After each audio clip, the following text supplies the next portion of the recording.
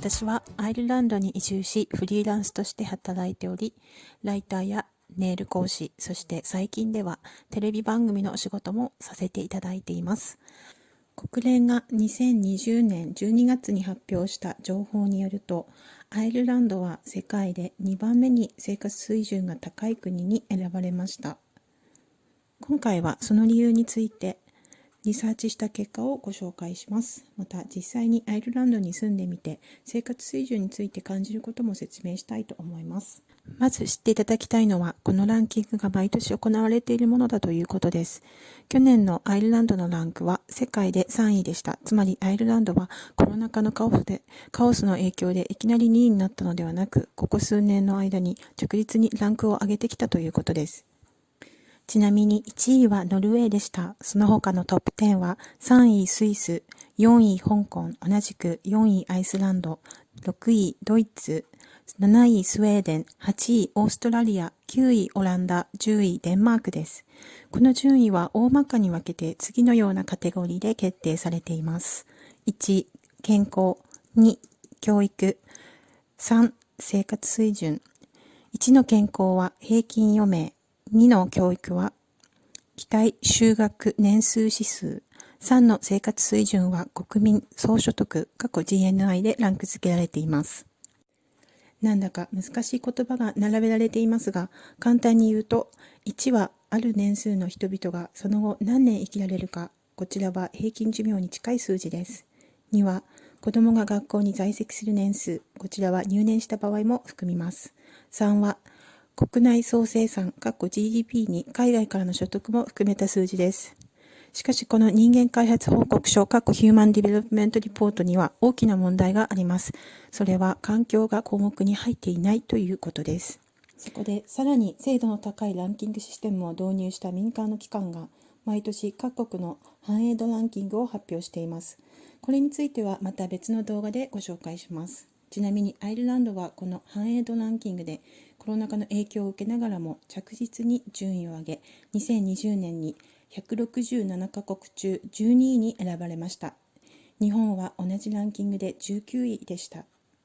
将来日本より生活しやすい環境に移住したいと考えている方は、こういったランキングを参考にするのも一つの手段としておすすめです。実際に住んでみて感じるアイルランドの生活面のメリットは、食料の供給に信頼を持てる、空気が半端なくきれい、知らない人に助けてもらいやすい、子供、妊婦、老人、障害者が大切にされている、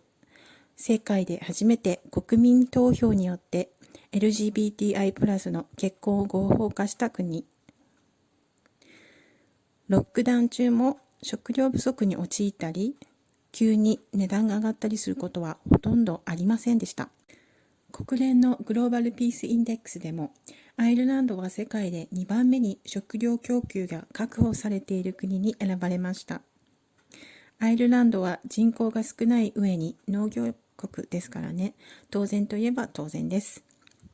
アイルランドでは農業のトラクターなどに使うディーゼル以外はすべて廃屋です。レギュラーというガソリンが存在しません。なのでかなり空気はきれいです。人口も少ないし工業国ではないので、それも影響しているはずです。アイルランドは共同体という意識が強いように感じます。なので誰か困っている人や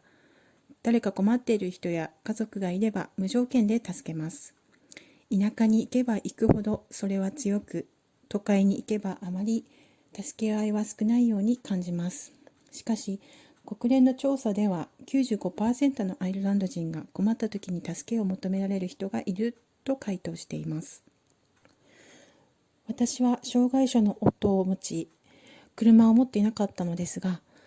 赤ん坊を連れてバスに乗るときはみんなが手伝ってくれました。夫もいつもいろいろな人から親切にしてもらっています。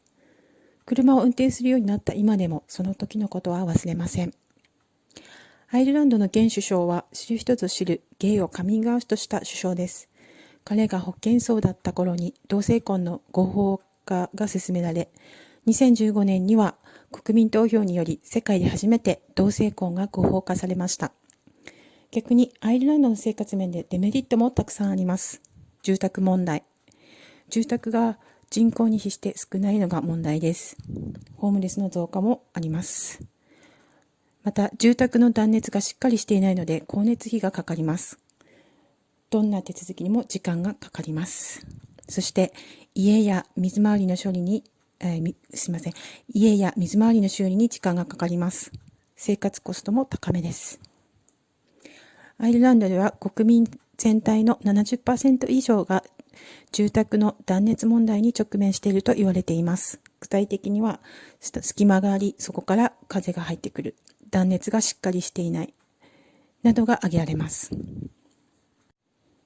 また、移住してくると一番最初に直面するすべての手続きにおいて処理に時間がかかります。一番良い例が銀行口座の開設です。日本やアメリカでは1日でできますが、アイルランドでは必要書類を集めるだけで数週間から数ヶ月かかります。アイルランドではサービス業という業種はあまり存在しません。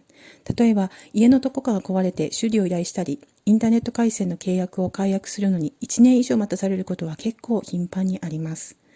工事業者に知り合いがいればすぐ解決することなので、関係性が非常に大切にされています。アイルランドは私が移住した頃の2013年はまだリーマンショックから抜け出せず、家賃も物価も低い状態でした。しかし2016年頃にはすっかり景気も回復してきて、不動産バブルが起きました。田舎、都市部に関係なく、家賃が 1.5 倍から2倍に膨れ上がりました。今、アイルランドで最低の暮らしをするには、1ヶ月で最低でも独身で10万円、子供1人と夫婦の家庭では15万円は必要です。また、都市部に行けば家賃だけで10万円以上の物件がほとんどなので、国営住宅などに入れない人は田舎に引っ越すなどの厳しい選択を迫られています。以上、私が感じるアイルランドに住むメリットとデメリットをご紹介しました。良いと感じた方はグッドボタンよろしくお願いします。私は今まで日本やアメリカの各地を転々としてきました。移住の大変さは誰よりも知っているつもりです。今後も移住や田舎暮らしのリアルな情報を提供していきたいと考えているので、情報を受け取りたい方はぜひチャンネル登録をよろしくお願いいたします。動画をご視聴いただきありがとうございました。